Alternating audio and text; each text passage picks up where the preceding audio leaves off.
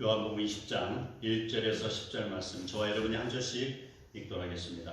안식 후 첫날 일찍이 아직 어두울 때 막달라 마리아가 무덤에 와서 돌이 무덤에 옮겨진 것을 보고 시몬 베드로와 예수께서 사랑하시던 그 다른 제자에게 달려가서 말하되 사람들이 주님을 무덤에서 가져다가 어디 두었는지 우리가 알지 못하겠다 하니 베드로와 다른 제자가 나아가서 무덤으로 갈새 둘이 같이 가느라더니 그 다른 제자가 베드로보다 더 빨리 달려가서 먼저 무덤에 이르러 구부려 세마포 놓인 것을 보았으나 들어가지는 아니하였더니 시몬 베드로는 따라와서 무덤에 들어가 보니 세마포가 놓였고 또 머리를 쌌던 수건은 세마포와 함께 놓이지 않고 딴 곳에 쌌던 대로 놓여 있더라.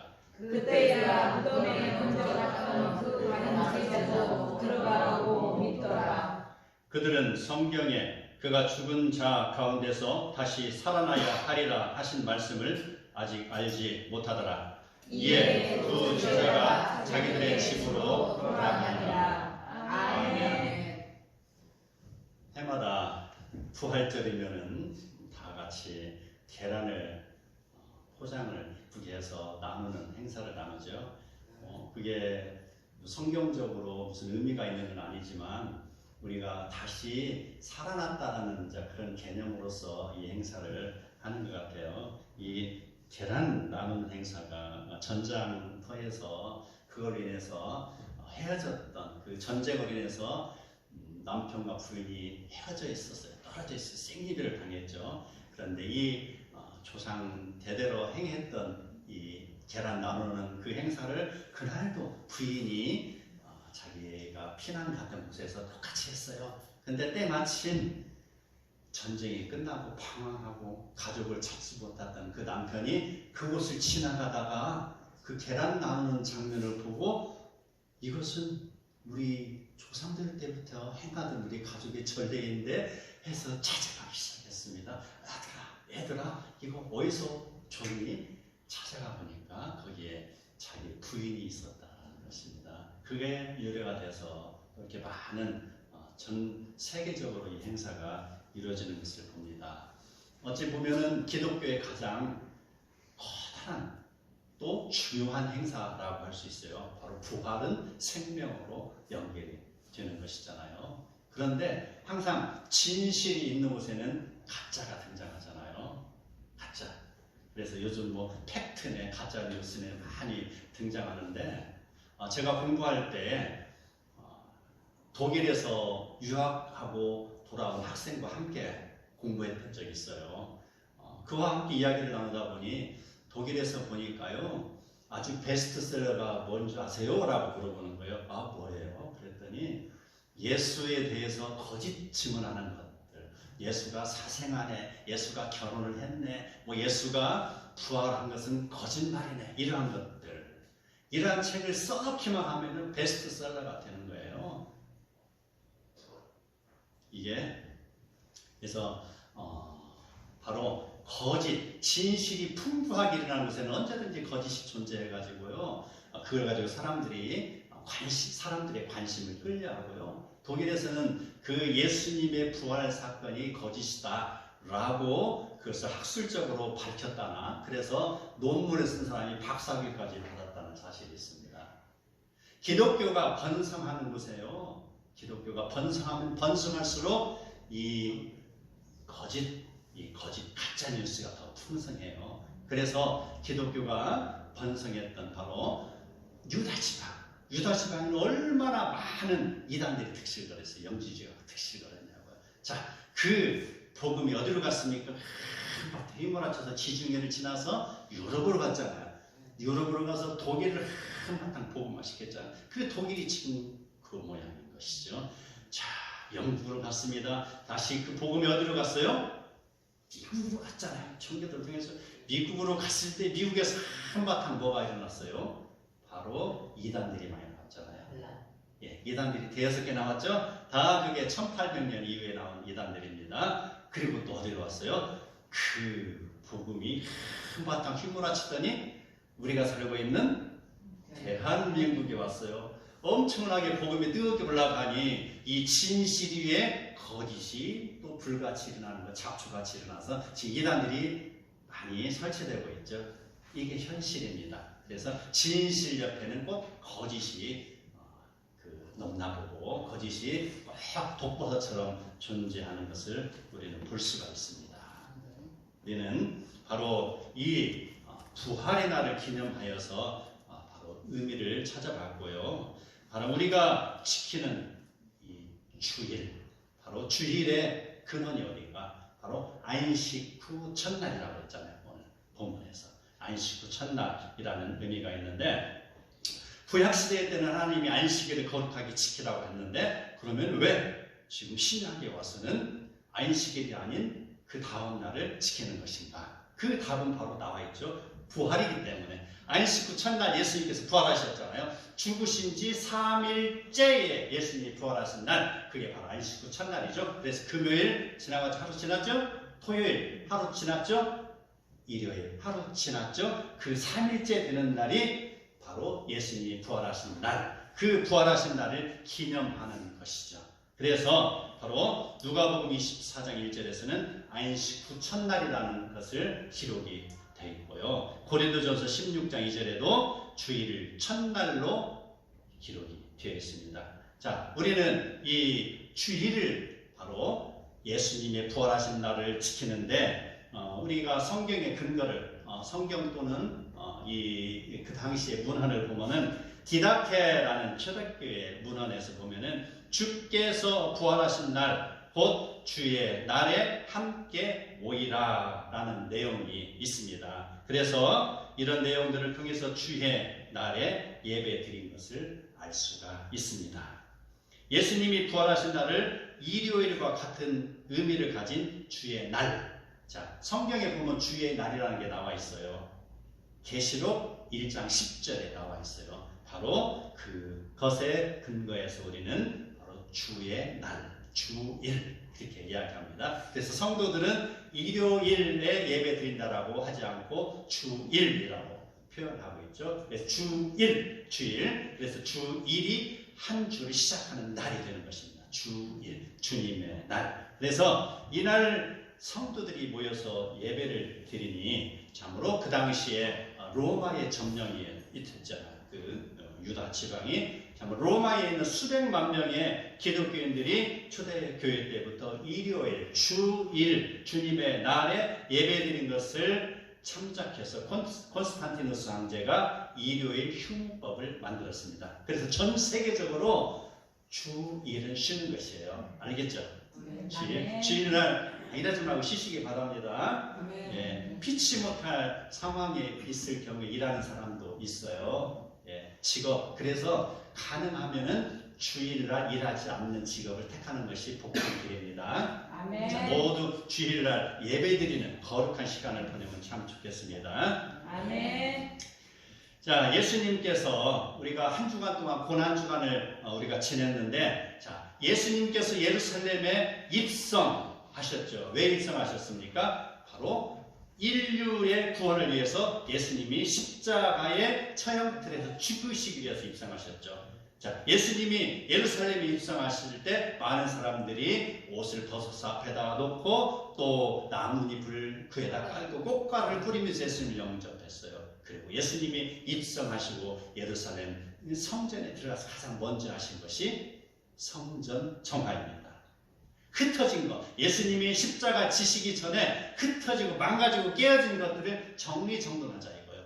그래서 그 짐승을 파는 짐승들을 채찍대 쫓아버리고요, 환전하는 산을 엎어버리고 내 집은 만민이 기도하는 집이라고 규정을 하신 것이죠. 그리고 이 집을 내가 사흘 만에 다시 세우리라. 지금 자신의 예수님 스스로의 십자가 사건을 예고하고 계신 것 아닙니까? 자, 그 예수님께서 바로 그 다가올 사건이 너무 두렵습니다. 십자가 지실 사건이 너무 두렵습니다. 그래서 제자들 데리고 겟세마네 동산에 가서 3번에 걸쳐서 작정 기도를 했죠. 말씀만 있으면 이 잔을 나에게서 피하게 해주십시오. 할 수만 있으면, 할 수만 있으면 3번이나 기도했는데 하나님은 어떻게 응답했어요?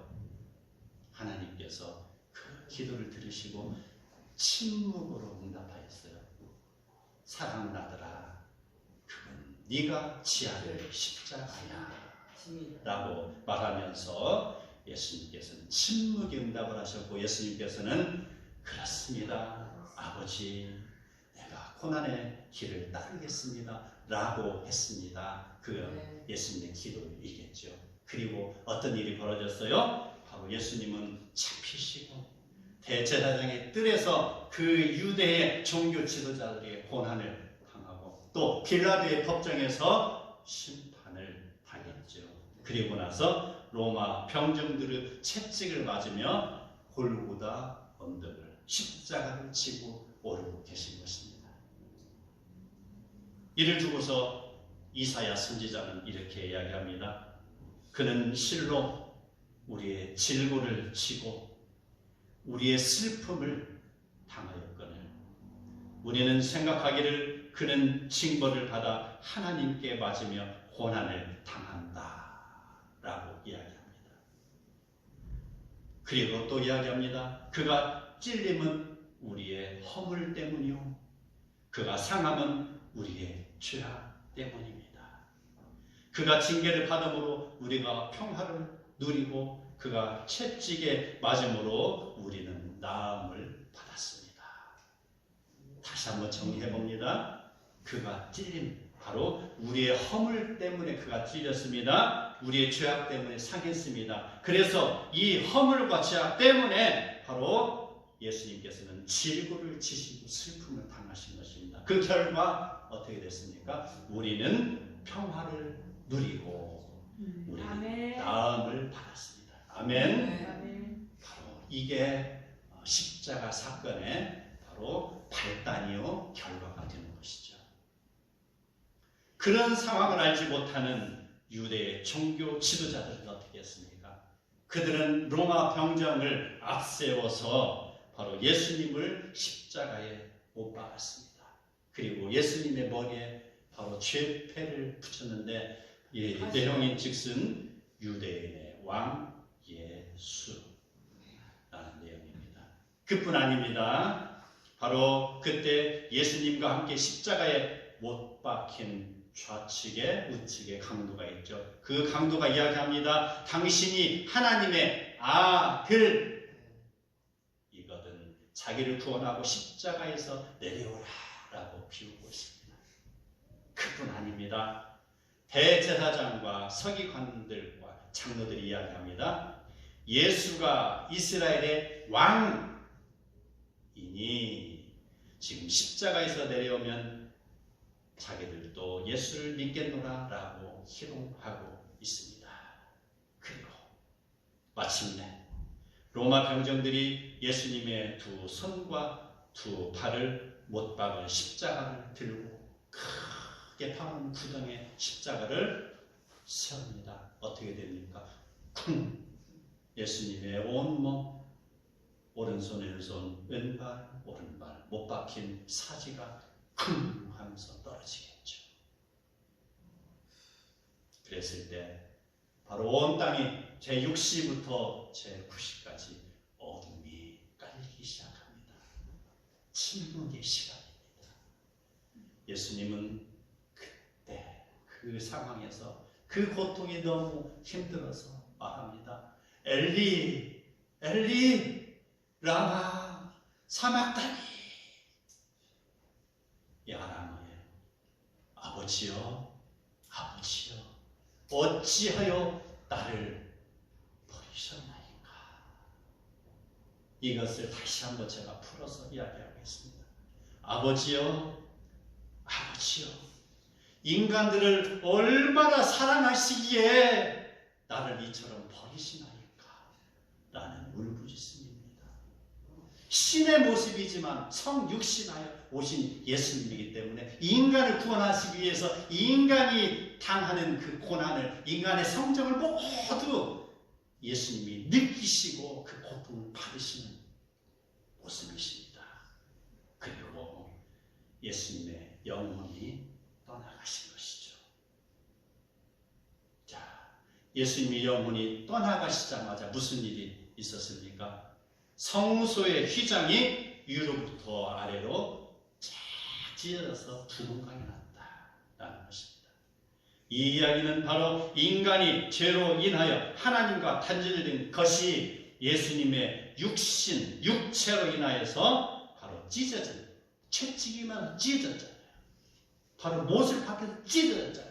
예수님의 이 찢어진 육체로 인하여서 하나님께 나가는 길이 열린 것이다. 아멘. 아멘. 우리가 구원받는 게 대강대강 받는 게 아니에요. 그저 우리는 예수 믿으면 구원받는다라고 값싼 복음으로 알고 있죠.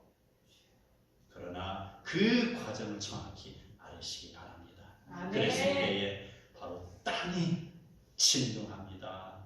바로 바위가 터져나옵니다. 예수님이 죽으시는 그 순간에 마치 하나님께서는 이미 자기가 정해놓은 스토리가 진행되고 가고 있지만 그 현장에서는 독생자 예수가 찢기시고 죽임을 당한 것이요. 가슴이 터지는 것입니다. 땅이 진동하고 바위가 터져나가는 것이죠. 그 상황을 하나님께서는 그렇게 그 지면을 움직이시고 흔들으시고 이게 나쁜 마음이다, 나의 슬픔이다라고 지금 표현하신 거 아니겠습니까? 이 장면을 보고 예수님을 십자가에 못 박고 조롱하던 자들은 어땠어요? 두려워서 떨고 있었습니다. 백지장에 같이 죽은 사람처럼 그냥 많이 바라보고 있었을 거 아닙니까? 유대 종교의 지도자들은 예수를 멸시하고 죽였습니다. 예수님은 성경의 예언대로 죽으신 지 3일째 안식 후 첫날 새벽에 살아나셨습니다. 예수를 십자가에 못 박았던 자들은 예수님을 조롱하는 말투로 하나님의 아들이여거든 이렇게 조롱하고 있었지만 그 장면을 바라보고 있었던 이방인 백부장은 뭐라고 했습니까? 진실로 하나님의 아들이다라고 말한 건 아닙니까? 이스라엘의 종교 지도자들은 하나님을 향한 그들의 신앙심은 땅에 떨어졌지만 바로 그 신앙심은 다시 백부장이 주셨습니다. 이방인으로 넘어간 것이요. 그래서 그 신앙심이 유대를 떠나 이방으로 가는 것입니다. 전 세계를 향해서 지금 흘러가고 있는 것입니다. 백부장이 예수님의 부활을 믿은 것처럼 우리도 오늘 예수님의 부활을 믿고 따라야 할 것입니다. 아멘. 아멘. 예수님의 부활, 예수님의 부활은 이 부활은 바로 하나님의 아들에 대한 증거입니다. 말씀으로 이 땅에 오신 예수님, 태초에 하나님과 함께 계신 예수님, 요한복음 1장에 나오신 그 예수님이죠. 그 예수님은 아버지의 독생자의 영광입니다. 은혜와 진리가 충만하신 분입니다. 독생자, 삼위일체 하나님을 이야기하고 있죠. 독생 스스로 계셨다. 스스로 나신 분, 모노게네스. 독생자 예수 그리스도. 바로 그분은 하나님과 동등됨을 취하는 그런 분인 것이죠. 자, 예수님은 바로 하늘과 땅의 모든 권세를 가지신 분입니다. 함께 읽겠습니다. 요한복음 10장 10. 제가 읽어드리겠습니다. 요한복음 10장 17절. 내가 내 목숨을 버리는 것은 그것을 내가 다시 얻기 위함이니 이로 말미암아 아버지께서 나를 사랑하시느니라 라고 했습니다. 아멘. 바로 내가 목숨 버리는 것은 다시 얻기 위함인 것이죠. 예수님께서는 자신의 죽으심으로 생명을 버리기도 하시고 부활하심으로 생명을 얻기도 하시는 권세를 가지신 분입니다. 아멘. 두 번째로 예수님께서 부활하심은 바로 사탄의 승리를 잠재우고 하나님을 믿는 모든 자들을 살리시는 것입니다. 죽음을 이기시고 살아나신 것. 예수님께서 십자가에서 죽으실 때에 사탄은 나팔을 불며 노래를 불렀을 것입니다. 내가 이겼을 것이다. 내가 이겼다. 그 예수 살았을 때는 도저히 옆에 근접도 할 수 없었는데 내가 이제는 이겨버렸네. 꼴 좋네. 십자가의 처형틀에서 죽임당했구나. 이제는 내 세상이다라고 지금 사탄은 노래를 부르고 있었어요. 사탄은 그렇게 좋아했는데 그러나 예수님이 죽으시는 순간 사탄은 진정 패배를 당한 것입니다. 왜냐고요? 바로 사탄의 목적은 뭡니까? 인류를 지옥으로 몰고 가는 것이죠. 인류 잘 되는 것을 그는 좋아하지 않습니다. 인류가 파멸하는 걸 좋아하는 것이죠. 그래서 세상에 사는 모든 사람들을 지옥으로 끌고 가는 것이 사탄의 목적입니다. 그런데 바로 지옥으로 몰고 가야 할 인류를 예수님께서 십자가에서 대신 죽으심으로 예수 믿는 자들은 멸망하지 않고 영생을 얻게 되었으니 어찌 된 겁니까? 이것은 사탄의 패배인 것이죠. 아멘. 아멘. 예수님께서 부활하지 않았다면 우리의 신앙이 헛된 것입니다. 우리의 희망도 모두 사라질 것입니다. 제가 여기에 서 있을 필요가 없습니다. 제가 이 시간에 예수 믿지 아니하고 저 산으로 들러 골프를 치면서 즐기면서 여행 다녀도 되는 것이죠. 그러나 예수님이 계시기 때문에 나는 모든 인생의 그 가장 황금기에 예수님의 그런 말씀을 붙들고 여러분 앞에 쓴 것이 아니겠습니까? 아멘. 예수님의 부활은 성도의 부활에 대한 확증이요 소망입니다. 예수님이 부활하셨기 때문에 우리도 그와 같이 부활하는 것입니다. 데살로니가 4장 14절 한번 PPT 한번 띄워주세요. 데살로니가 전서 4장 14절 함께 읽겠습니다. 시작. 우리가 예수께서 죽으셨다가 다시 살아나심을 믿을진대 이와 같이 예수 안에서 자는 자들도 하나님이 그와 함께 데리고 오시리라. 아멘. 바로 예수님의 부활, 이것이 우리의 부활로 연결되는 확실한 말씀이 되었죠. 자, 세 번째, 예수님의 부활하심을 천사들이 가장 먼저 증언했죠. 자, 막달라 마리아와 또 마리아, 마태복음을 보면은 막달라 마리아와 마리아라고 표현되어 있고 요한복음 보면은 막달라 마리아라고 표현되어 있습니다. 자, 그들이 예수님의 죽음 이후에 바로 무덤에 안장시켰던 그 무덤에 지금 달려갔죠. 바로 예수님 생전에 내가 3일 만에 부활하리라 라고 했던 것을 지금 기억하고 있습니다. 그래서 그는 첫째 날 금요일 날은 두려워서 떨고 있었잖아요. 그 와중에도 바로 아리마대 요셉과 니고데모와 이 마리아와 함께 모여서 예수님의 시신을 수습하고 향품을 처리하고 그 죽음을 무덤에 안치시켰잖아요. 그리고 어땠습니까? 로마 병정들이 그 무덤 앞에 커다란 돌을 갖다가 쿵 하고 막아놓고 지키고 있었잖아요. 이미 예수님께서는 부활하신다고 말씀하였기 때문에 그들은 가장 날렵하고 아주 유능한 군사들을 동원시켜서 그것을 지키고 있었던 것입니다. 자, 그곳에 막달라 마리아가 가서 보니 천사가 하늘로부터 내려왔어요. 바로 번개와 같습니다. 그 천사가 하얀 빛을 내면서 돌을 굴리고 그 위에 떡하니 앉아있을 때 그 장면을 누가 봤습니까? 마리아가 봤죠? 그 다음에 로마 병정도 봤겠죠. 똑같이 보았습니다. 그리고 그 천사의 말에 따라서 바로 예수님께서 살아나셨다 라고 하면서 빈 무덤을 보여주시는 겁니다. 자, 지금 이 상황 속에서 마리아도 이 기쁜 소식을 전하기 위해서 제자들에게 전하기 위해서 지금 갈릴리로 뛰어가고 있죠. 또 한측에서는 이 황당한 소식을 전하기 위해서 예수님이 우리가 지켰지만 무덤을 보니까 빈 무덤이야. 나는 이제 죽었네. 무덤을 제대로 지키지 못해 죽었네 라고 고민하면서 무덤을 지키고 있던 로마 병정들은 황급하게 뛰어갔습니다. 그뽀야! 그뽀야! 라고 외치면서 바로 종교 지도자들에게 달려간 것입니다. 예수님의 그 기쁨의 소식을 알리는 마리아는 제자들에게 이것을 전했습니다. 그리고 가는 길목에서 예수님께서 그 마리아에게 나타나서 평안할지어다 라고 이야기했습니다. 에이레네 평안, 헬라어죠. 에이레네 평안, 히브리어는 샬롬, 너에게 평안을 전한다. 여호와 샬롬을 지금 전하고 있는 것, 바로 그 복된 소식을 전하는 것이죠.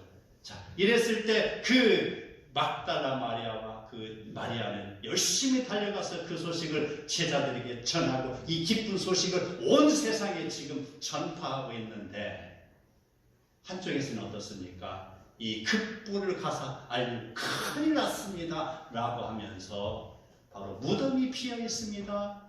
그렇게 고하니까 대제사장과 서기관과 장로들은 어떠한 반응을 보였습니까? 쉿!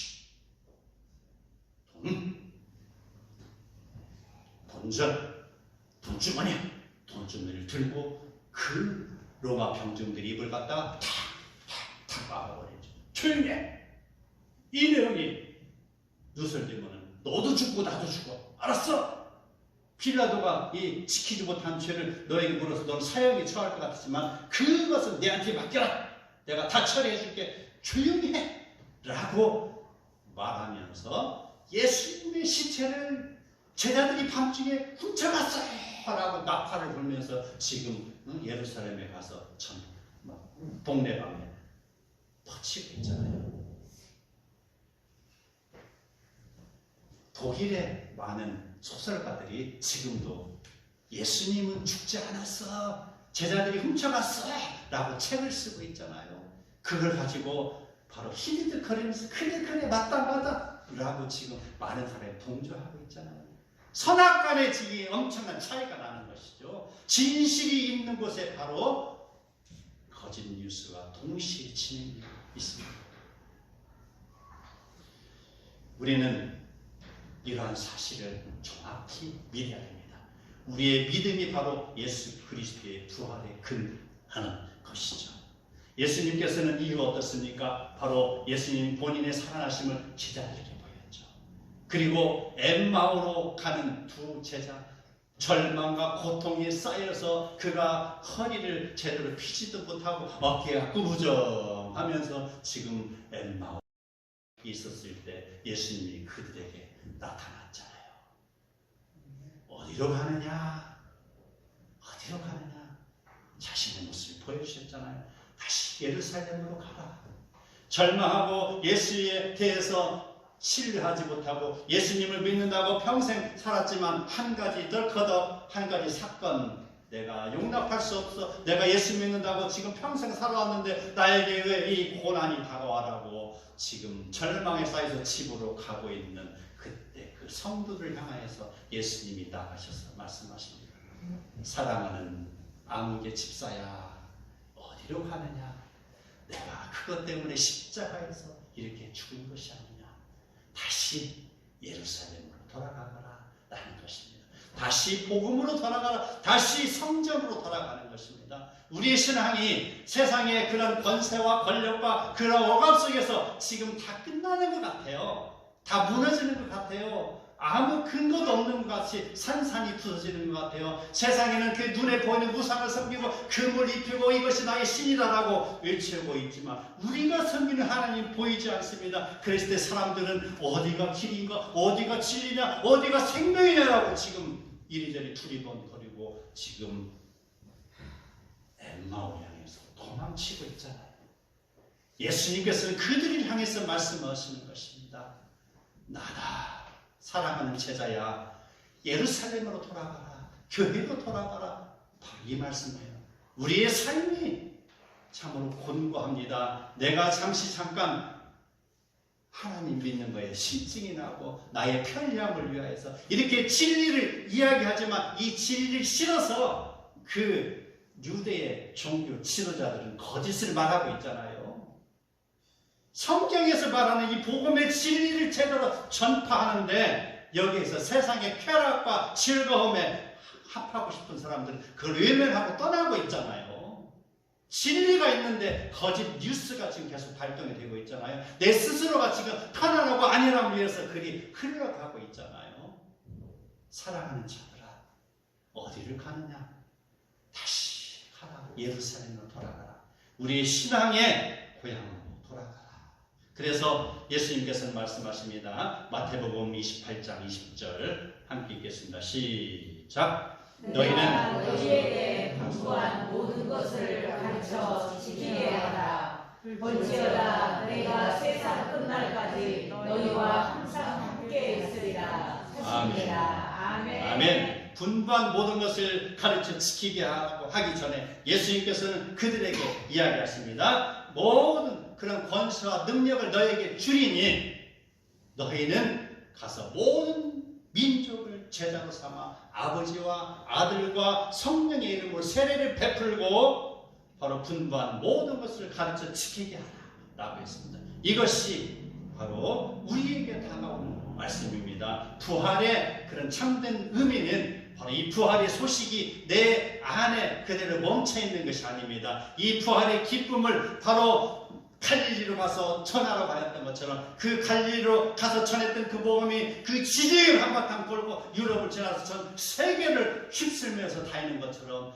이 부활의 사건은 우리의 가슴에 그냥 있는 것이 아닙니다. 이 부활의 사건은 내가 짊어지고 내가 세상으로 달려 나갈 때 참된 의미가 있는 것이고 하나님께서 성령으로 우리 도우신다고 했습니다. 아멘. 이 복된 소식, 예수님의 고난을 통하여 참으로 예수님은 세상을 구원을 이루신 분이십니다. 예수님은 부활을 통하여서 세계 선교를 명령하셨습니다. 이 말씀은 부활절을 맞이하는 성도들에게 예수님께서 주시는 말씀이요, 부활의 소식이 주변에 퍼져가며 그리스도의 푸른 계절이 온 누리에 확산되어가며 기쁨과 감사가 넘치는 성도의 일상이 되기를 축원합니다. 아멘. 아멘.